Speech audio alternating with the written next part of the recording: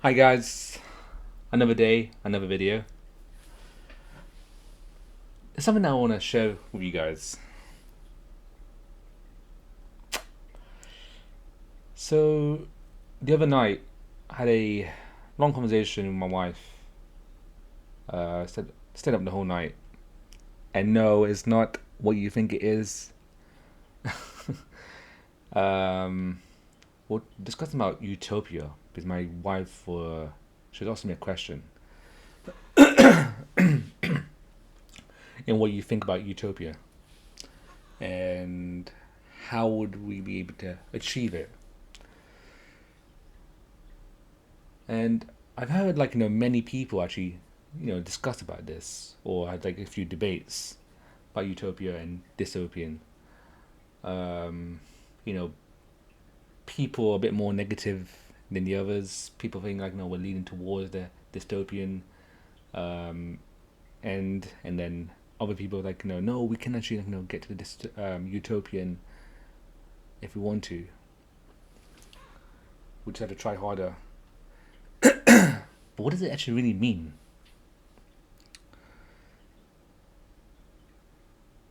I understand that human has basic essential needs, right? But you know, after realization and having that long conversation, I think most people want utopian, but doesn't actually know what it requires.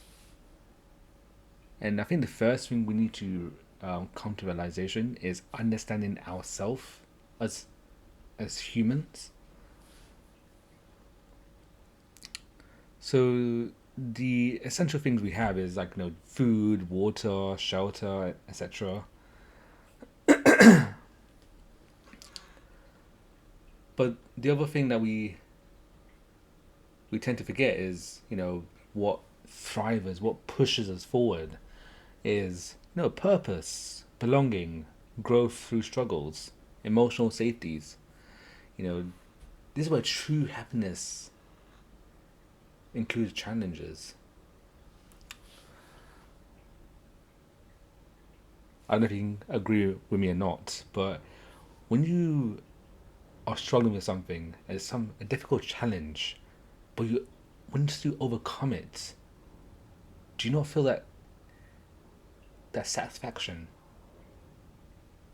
afterwards when you complete that challenge and you overcome that? Because for me, I've asked a few people as well when they, and I've seen people's happiness, even something so small, like let's say I don't know, fixing a wardrobe. They never fixed it in their life before. They went to IKEA, got a wardrobe, never built one before, and it's that satisfaction because you did it yourself with your own two hands. Oh, this is not from scratch, but you built it. You put the parts together. But you know what I mean. So I and another thing I want to relate to we've talked about is actually money and ownership. The paradox of that. Should things be free? And I've spoken to quite a few people, some of my friends as well, and they said everything should be free, everything. But that would just unbalance the status quo. We weren't able to do it. We could do it. I'm not saying we can't, but it's because we built up the dependency in money, and we see money as life, not at all as much. Maybe the 1%ers, right? Or the 0.001% who actually understand that money's a tool and not a dependency or life itself. Because at the end of the day, we made money. We created this monetary system ourselves.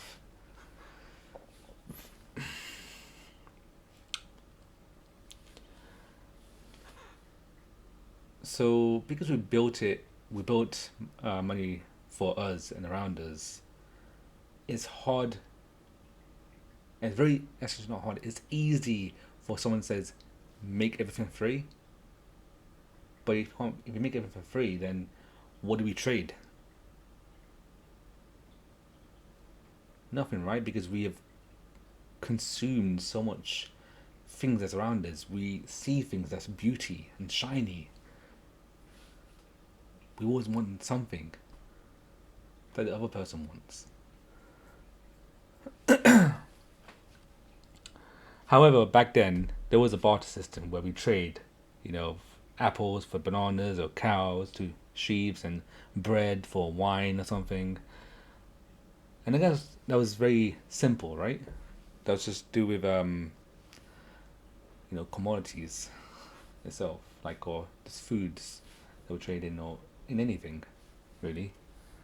But that's your control, within your control, they can trade for.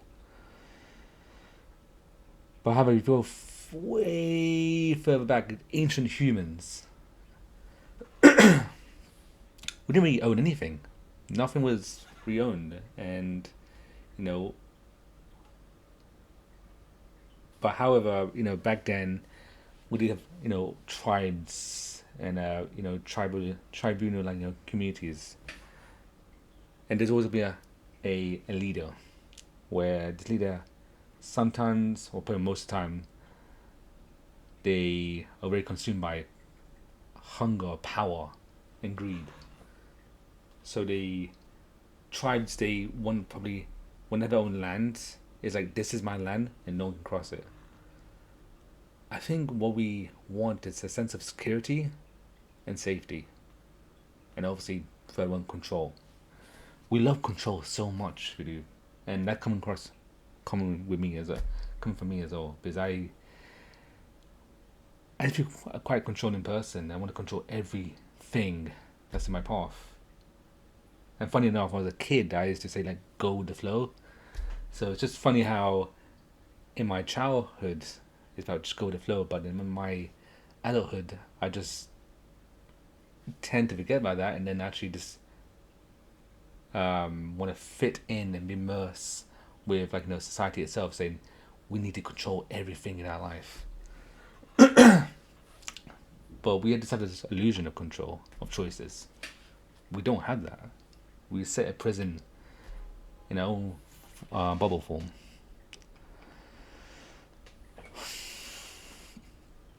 But creating ownership and, which equals security, it also divides us and creates borders around us. Look at the world, for example, with so many borders, with so many independent countries. We wanna do our own thing in one country and not share knowledge and power, or share, like, the love and all this or experiences as well.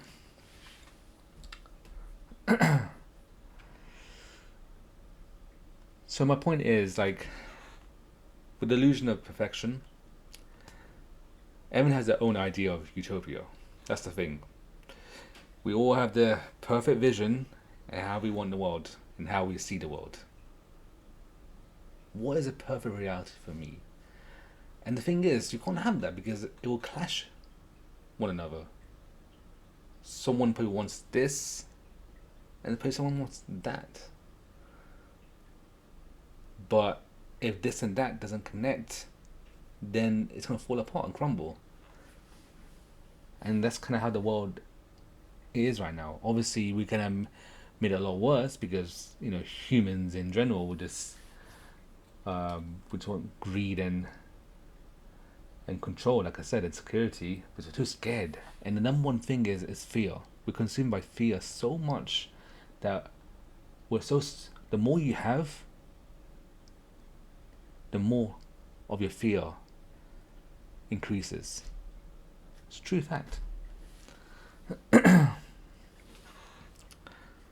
That's why people are, like, in rural countries or villages, they're actually a lot more happier with someone who lives in a city, for example, because they feel like they're, in a weird way, it's like they earn so much in the city, but in the village they don't. But they have, like, the basic essential needs. Especially if you're a farmer, your hands can create life. But in the city, we create future, like, tech, or we do help someone else. But I'm sure you know what I mean. How there's a lot of people this day and age, especially like the younger generation, is I say one younger. I think all generations. Sorry, yeah. We just want constant positivity. I hear so much positivity, and it kind of pisses me off.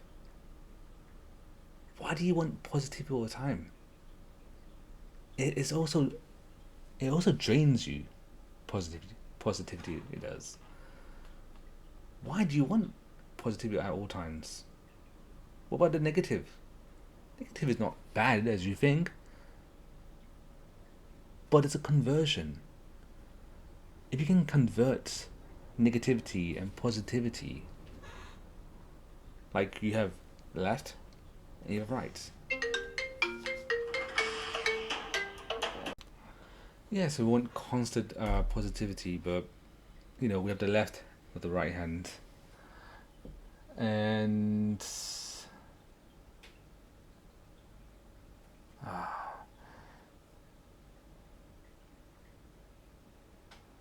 but negativity and darkness actually helps us. It Without that, we won't become whole. We're stripping away part of ourselves, and it shows like being in denial,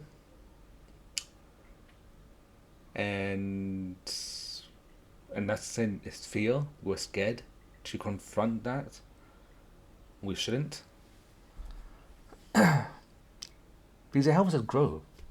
It does. It helps us grow and move forward. If you can't move forward, then you need to confront it. You need to ask yourself why. Why can't you move forward? Why can't you go past this? If it's a time loop, and let's say I get this so many times because I repeat the same thing over and over again with the same conversation with my family, friends, everyone, right? And we have a discussion, and they ask me like, why do we have the same kind of conversation? And I said to him, well, first of all, ask yourself why we are having the same kind of conversation, because nothing has really happened as much, or you're making the same mistake. You made the same mistake, or you're making the same mistake again and again and again. So just ask yourself that. Look deep within and actually ask yourself that.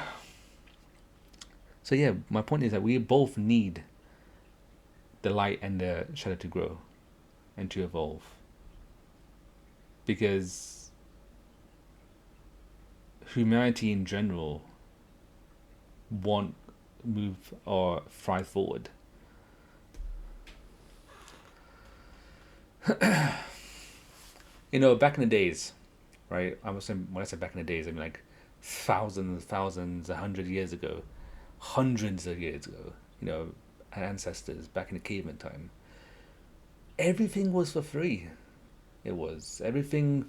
We didn't own nothing, and we have a tendency of owning things.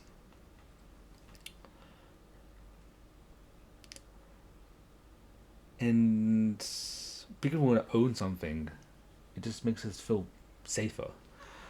However, like back in times, we're like in the hunting phase. We had to survive by hunting something. So when something's an animal, or could be like edible plants or vegetables and so on. It's pretty a rough time back then, but we managed to pull through it, and then we populated over time. We have Because we built a community around us, and we just start populating more and more, become more happy, doing things together. We had like roles that we played out. Everyone understood the roles and know on what to do. I'm sure it wasn't, that happy. I'm sure there's like clashes as well, but they probably, some of them probably killed themselves, or some of them probably hurt one another, had fights, and yeah, so on. It probably wasn't as as good as we think it is back then. I'm sure it was pretty bad as well. But as well as talking about this with my wife, a book or a video that I listened to. I don't know if you guys heard of the fourth turning. So history moves in cycles, right? Every like 80 to 100 years. We have the high, which is unity. We have the awakening, which is the questioning, and unraveling, which is division. And then the last one, crisis, collapse and rebirth. Currently, right now, we're actually in the crisis period. So we're towards the reset phase.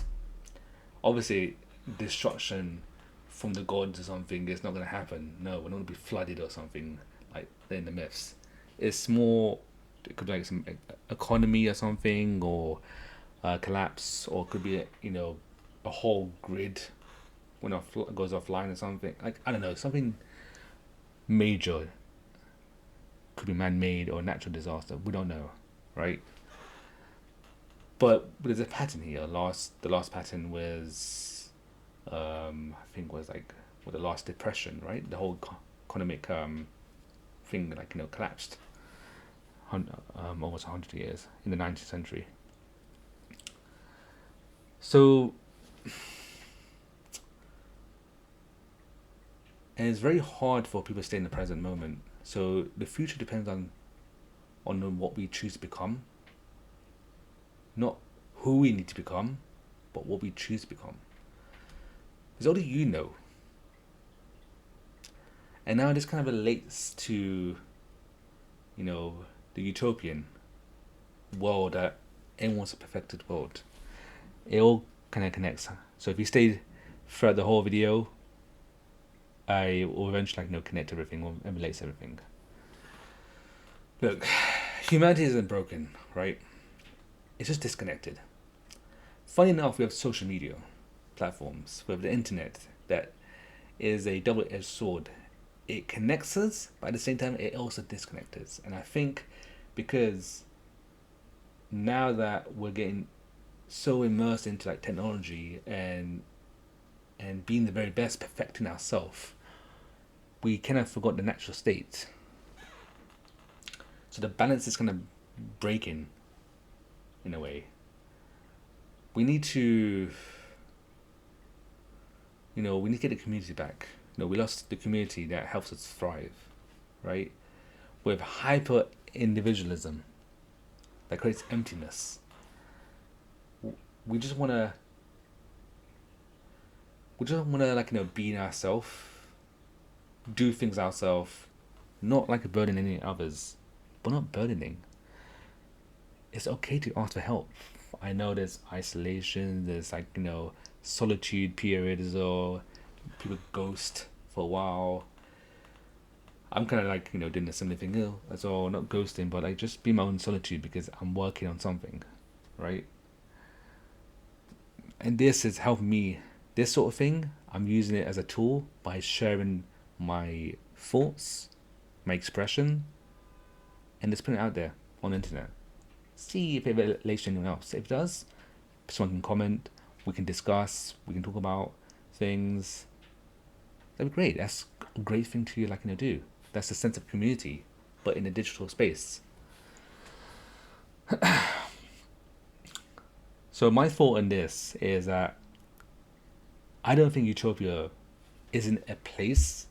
If we had to redefine it, define what utopian is, I think it's how we choose and connect within ourselves.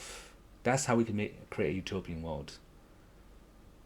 Is to understand ourselves, understand one another, right? I know people give up very easily because they can't be bothered. I get it. There's some people who don't want to, connect with or align with. Time wasters, right? And I get that. But there's other people who's very adamant about this. That's the same. It's the roles. It's a community that we have. There's some people who doesn't want to do that. Some people who does. Some people that needs a push. Some people doesn't need that much of a push. And I guess I'm one of them. right? I'm one of those people who likes to put someone in the corner and actually find out everything, find out, you know, what's going on with you. The more I know about you, the more you actually know about yourself. You might not be aware of it.